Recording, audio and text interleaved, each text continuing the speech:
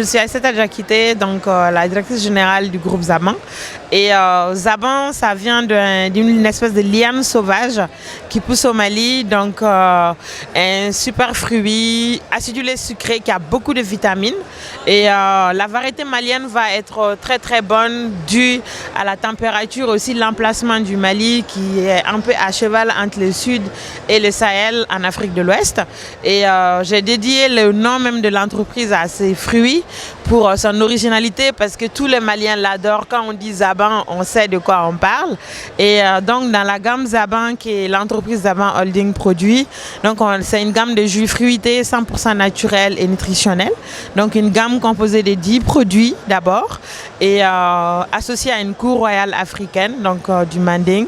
Du coup, on part du roi au guerrier et de la reine à la guerrière. On valorise tous les produits, environ une trentaine, sur une chaîne de valeur agricole. Et on a pas mal de groupements agricoles à travers tout le Mali, de la région de Mopti jusqu'à Kaye, et auprès de qui on s'approvisionne, qui font partie du réseau Zaban Equity. Donc il y a une association équitable qu'on a mis en place. Donc les jus sont proposés ici. On fait jus de mangue, jus de pur Zaban, jus de goyave, des cocktails à base de moringa, kenkeliba, baobab et gingembre et autres. Et en plus de ça, cette année, on a misé sur l'innovation en sortant aussi une nouvelle gamme sans sucre que les diabétiques peuvent consommer parce qu'il y a beaucoup de personnes diabétiques qui nous demandaient à chaque fois « Oui, vos produits sont naturels, mais on veut aussi avoir un jus sans sucre. » Donc on a fait de la R&D dessus, on a mis sur le marché. Et en plus de ces jus, on a aussi une gamme de tisanes et une gamme de confitures en fait. C'est vrai, en fait par exemple, tous nos matières premières, à part la mangue, sont la plupart des fruits sauvages dont personne n'a de champ. C'est vraiment de nouvelles méthodes d'équiper les femmes dans les zones rurales pour faire des collectes. Du coup, on s'est lancé aussi dans la certification bio avec EcoCert sur ces filières-là, que ce soit des filières du baobab, la filière Zaban, la filière hibiscus et autres, avec l'objectif de certifier toute la gamme bio.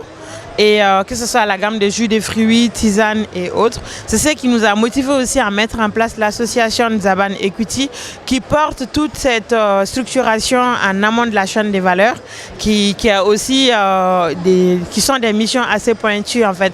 Donc ça nous arrive aussi à travailler avec pas mal d'institutions à ce niveau-là qui nous appuient, soit en matérialisant les structures sur place, soit en nous apportant de l'appui technique en fait de temps à autre.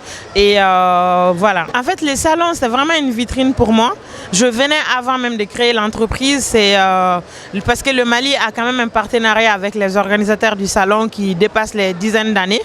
Donc nous, on est à la 4e exposition et c'est toujours normal pour nous et assez légitime de venir au salon de l'agriculture pour présenter les produits parce qu'on vient aussi avec le Mali et ce n'est pas que Zaban, ça fait partie d'une délégation et en même temps, c'est aussi un lieu de rencontre, de voir aussi toute la diaspora malienne dont le salon de l'agriculture est un rendez-vous pour eux et souvent des partenaires qui viennent nous voir, avec qui on échange aussi. Donc c'est une bonne porte qu'on saisit tous les ans pour être là en fait. En fait, la valeur ajoutée est très bien parce que quand on regarde, et les premières années, c'était OK, on fait connaître. Actuellement, c'est beaucoup plus des partenariats.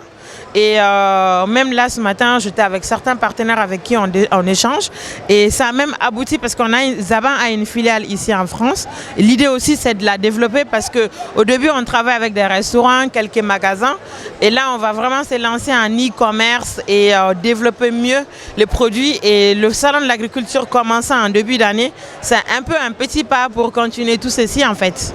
Que l'entreprise continue encore à prospérer, que la marque reste sur ce dynamisme-là et encore plus de reconnaissance et beaucoup d'innovation au sein de l'entreprise et d'autres projets aussi qui vont naître en partenariat avec d'autres entrepreneurs.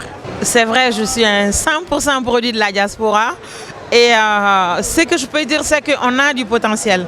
Quand on dit diaspora, c'est que OK, on a quand même notre valeur de base, c'est-à-dire d'où on vient.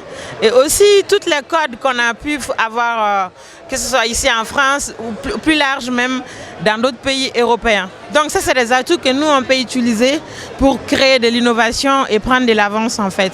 Et quand on est là aussi, on voit beaucoup de façons de faire notamment dans mon secteur qui est le secteur agro. Il y a un potentiel énorme en Afrique et franchement, j'encourage beaucoup les entrepreneurs à se lancer, mais dans un premier temps de mûrir leur projet. L'erreur que beaucoup font, c'est qu'ils ont une idée, ils vont de suite se lancer. Il ne faut jamais faire ça. Il faut d'abord bien rédiger le projet, bien s'entourer et prendre le temps qu'il faut avant de se lancer en fait. Et quand on arrive à faire ça, franchement, c'est beaucoup de réussite. D'ailleurs, on le voit sur le continent. Aujourd'hui, toute la nouvelle génération d'entrepreneurs, 90% sont issus de la diaspora. Et ça veut dire que la diaspora a encore du potentiel. Et d'ailleurs, je vais profiter pour passer un message. Et on est en train d'organiser aussi une masterclass autour du secteur agro et cosmétique, juste à la fin du Salon de l'Agriculture le 3 mars, qu'on va faire en partenariat avec IPMED, donc une institut économique de recherche et qui travaille beaucoup dans le secteur agro, dont il y aura beaucoup d'entrepreneurs du continent africain, que ce soit Axel Emmanuel de la Côte d'Ivoire, du chocolatier et autres en fait. Donc l'idée aussi c'est d'échanger avec toutes ces personnes-là qui nous posent tout le temps des questions, comment me lancer, comment entreprendre et comment lancer une marque, comment pouvoir développer son produit en fait.